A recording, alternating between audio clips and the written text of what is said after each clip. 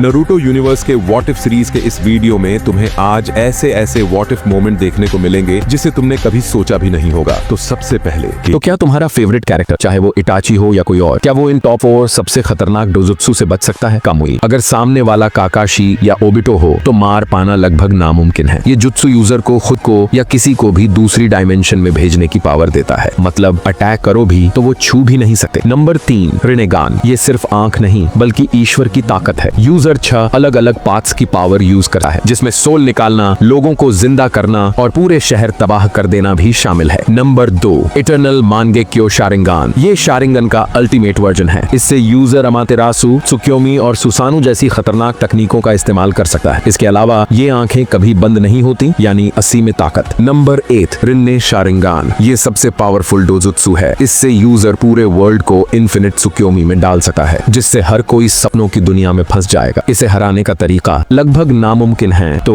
क्या तुम्हारा favourite character इनसे बच सकता है? जब आप कमेंट में बताओ। अब इमेजिन करो, नारुतो में कुछ कैरेक्टर्स ऐसे हैं जो बस थोड़े टाइम के लिए आए लेकिन फैंस के दिल में अमर हो गए। क्या तुम्हारा फेवरेट कैरेक्टर भी इस लिस्ट में है? चलो पता करते हैं। नंबर 4 किमिमारो। ये बंदा सिर्फ एक आर्क में दिखा, लेकिन अपनी हड्डियों से तलवार बनाने और गारा और रॉक ली को टक्कर देने की वजह से फैंस के दिल में आज भी जिंदा है। Number 3 Fugaku उचिहा। शासके और इताची के पिता, जो खुद एक मंजेक्यू शारिंगन यूजर थे। अगर उसने बगावत की होती तो शायद कोनोहा विलेज आज नहीं होता। नंबर 2 शिसुई उचिहा। बस थोड़े से फ्लैशबैक्स और कुछ डायलॉग्स, लेकिन शिसुई ने इताची से भी ज्यादा पावरफुल गेंजुत्सु कोतोआ मात्सुकामी का असली मास्टर था। नंबर 1 साकुमो हाताके, जिसको कोनोहा का व्हाइट फैंग बोला गया। लोग इसको शानिन से भी स्ट्रॉन्ग मानते थे, लेकिन सिस्टम की वजह से एक और महान निंजा खो गया। तो तुम्हारा फेवरेट कैरेक्टर कौन सा है? कमेंट में बताना मत भूलना। और ये व्हाट इफ मोमेंट तो सबसे ओपी लगता है मुझे। सोचो तो क्या तुम्हारा फेवरेट कैरेक्टर इन टॉप 5 सबसे तेज निंजा के सामने टिक सकता है? Number 5 Shisui Uchiha. इस बंदे की स्पीड इतनी खतरनाक थी कि इसे Shisui of the body flicker कहा जाता था। एक पल में इधर, अगले ही पल गायब। अगर दुश्मन ने एक सेकंड भी ध्यान भटकाया तो समझो खत्म। Number 4 fourth Raikage. ये बंदा खुद को बिजली में लपेटकर सुपर स्पीड से मूव कर सकता था, इतनी तेज कि शारिंगन यूजर भी मुश्किल से ट्रैक कर पाए। नंबर 3 नारुतो का sage of 6 path form. 6 path की पावर के बाद नारुतो की स्पीड नॉर्मल स्पीड से कहीं आगे निकल गई। कागे लेवल के निंजा भी इसे ट्रैक नहीं कर सकते थे। Number 2 Madara Uchiha 10 tails jinchuriki form. अब बात आती है गॉड लेवल स्पीड की। 10 टेल्स के पावर से मादरा इतनी स्पीड से मूव कर सकता था कि गाय के 8वें गेट की स्पीड को भी फेस कर पाया। तो नंबर 1 पे तुम किसे रखना चाहोगे? और ये वाला भी।